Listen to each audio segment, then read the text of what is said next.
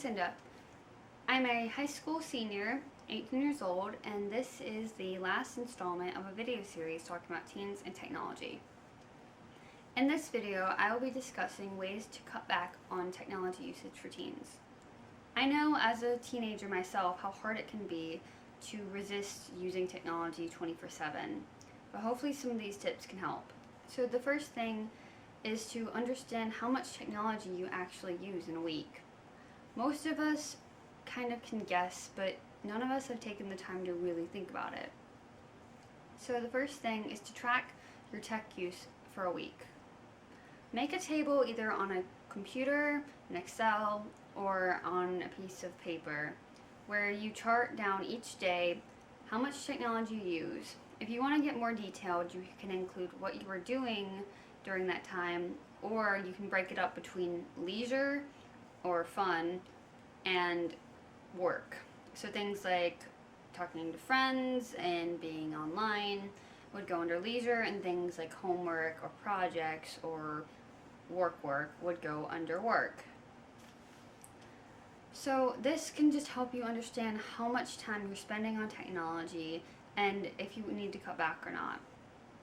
The healthy limit for technology is 2 hours. Of course, teenagers' lives are all different, and it's best to find a limit that works for you.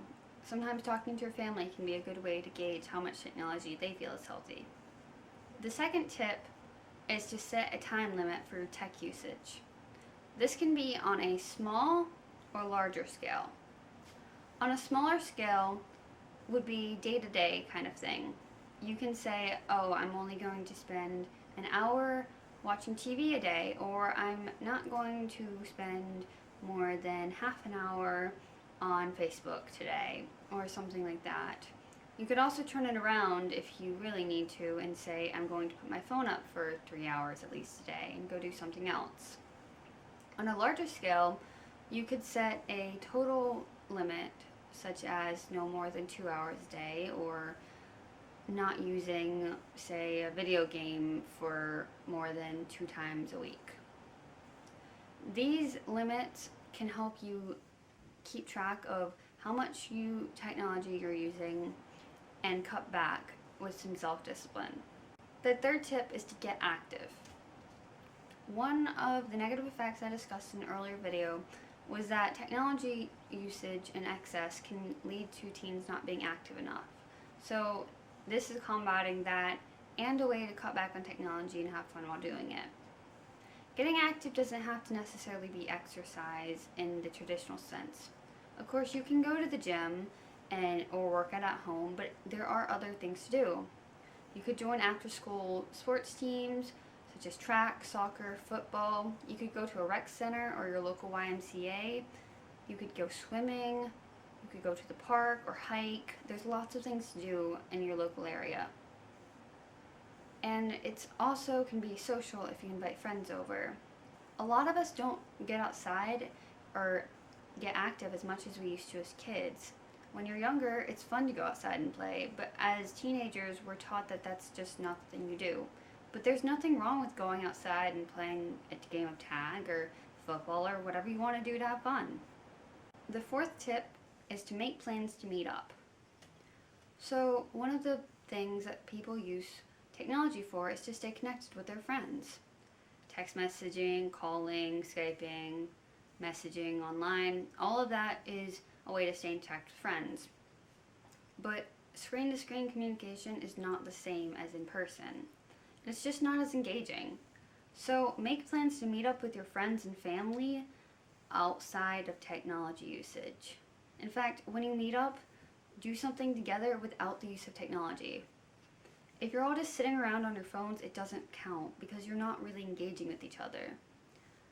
By spending quality time together, you'll help your relationship grow stronger and you'll have fun. You can do anything you want together.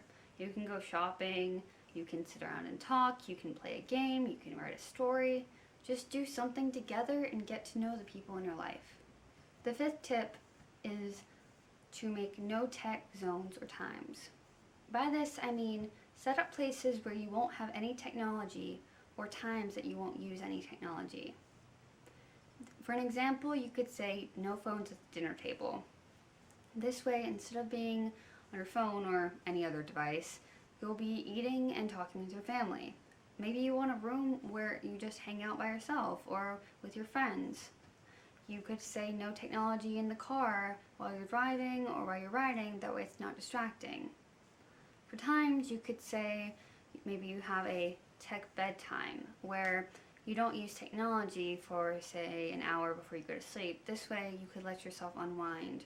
Or maybe you get distracted by technology and you don't want to use it while getting ready in the morning. Things like this can help you manage how much technology you're using and when and where you're using it. Control is what it's all about. Using technology is not bad as long as it's within a reasonable quantity. The sixth tip goes back to making plans, but this time with family. As teenagers use an excessive amount of tech, their family relationships can tend to suffer. They choose to stay in their rooms on their computers or on their phones, connected with their friends instead of spending time with their family because, parents and yada yada just aren't as interesting as what's going on online. However, having strong family connections is important, and it helps you feel good about yourself, and spending time with family is fun. So set your computer or tablet or phone aside and go spend some time with your family. The last tip is to have some quiet time. This can be any time of day, it doesn't have to be at night. Just take some time away from the constant connection of technology and do something that you like to do. It could be arts and crafts, reading, singing, playing an instrument, anything you want. You can have a room specifically where you just go and read a book. Just take some time to reflect on yourself and do something you enjoy. Again, technology in limited quantities is not bad. It's a great tool, but sometimes people just need to step away from it and do something else. Hopefully these tips helped. For other videos, check out the playlist, and thank you for watching.